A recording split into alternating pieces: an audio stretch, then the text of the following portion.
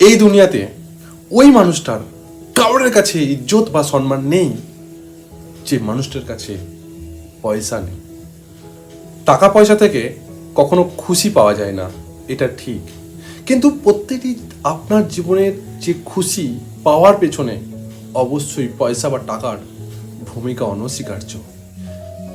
যার কাছে যত পয়সা আছে ওই মানুষটির কাছেই তত বেশি সম্মান বা ইজ্জত আছে। এই জন্য পয়সা কামানো খুবই দরকার বন্ধুরা।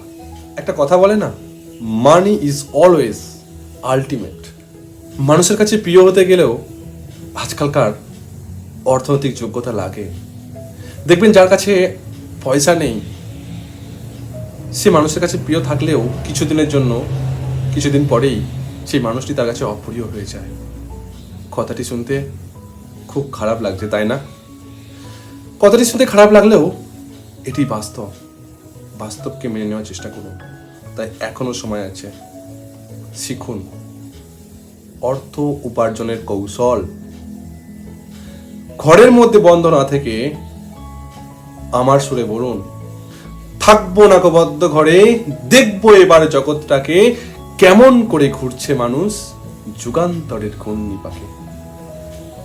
তাই ঘর থেকে বার হন।